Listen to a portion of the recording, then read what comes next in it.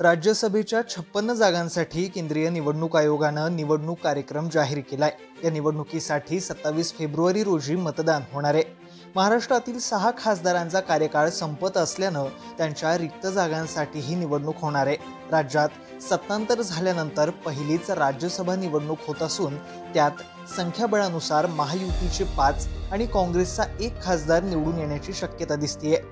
विधानसभा सदस्यांच्या मतदानाद्वारे या राज्यसभा सदस्यांची निवड होणार आहे। महाराष्ट्रातून केंद्रीय मंत्री नारायण राणे, प्रकाश जावडेकर, व्ही मुरलीधरन, कुमार केतकर, अनिल देसाई आणि विद्या चव्हाण या खासदारांच्या जागा रिक्त होत आहेत। महाराष्ट्र विधानसभेत 288 आमदार आहेत, त्यातील 1 जागा रिक्त असल्यानं एकूण 287 आमदार या निवडणुकीत मतदान करतील। राज्यसभेच्या एका जागेवर निवडून येण्यासाठी 42 आमदारांच्या मतांचा कोटा ठरवण्यात आलाय। भाजपकडे 104 आमदार आहेत, त्यामुळे त्यांचे 2 खासदार सहज निवडून येऊ शकतात।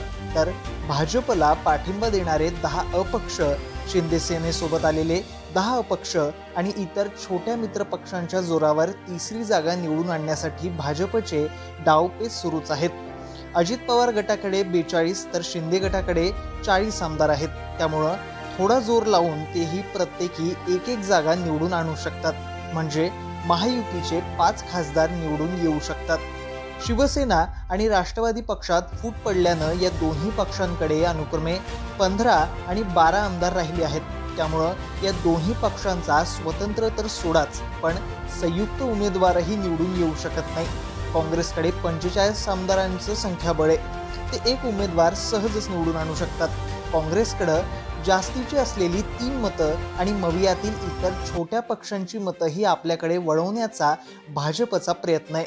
त्यासाठी ते क्रॉस वोटिंगचीही खेळी खेळू शकतात।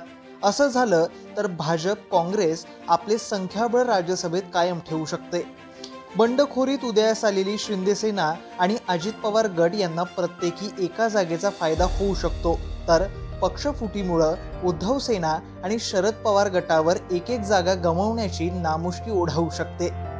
ज्येष्ठांचं सभागृह असलेल्या राज्यसभेत आजवर बहुतांश वेळा ज्येष्ठ नेत्यांना संधी देण्याची सर्वच राजकीय पक्षात परंपरा आहे। मात्र यावेळी भाजपनं हा पायंडा मोडून तरुणांना राज्यसभेत पाठवण्याचं धोरण आखलंय। त्यामुळे नारायण राणे, प्रकाश जावडेकर यांच्यासारख्या ज्येष्ठ नेत्यांना डच्चू देऊन भाजप 50 वर्ष वयाच्या आतील नेत्यांना संधी देऊ शकतं। शिंदे सेना आणि अजितदादा गट सोबत आल्यानं राज्याच्या सत्तेपासून भाजपचे अनेक नेते उपेक्षित आहेत। लोकसभा निवडणुकीच्या तोंडावर त्यांची नाराजी दूर करण्याचा प्रयत्न या माध्यमातून भाजप करू शकतं, किंवा ज्या विद्यमान खासदारांचं तिकीट कापायचंय त्यापैकी काहींना राज्यसभेवर पाठवून त्यांची नाराजी दूर करण्याचा प्रयत्नही केला जाऊ शकतो। अशाच आणखी अपडेट्स आणि घडामोडींसाठी पाहत रहा मिशन पॉलिटिक्स।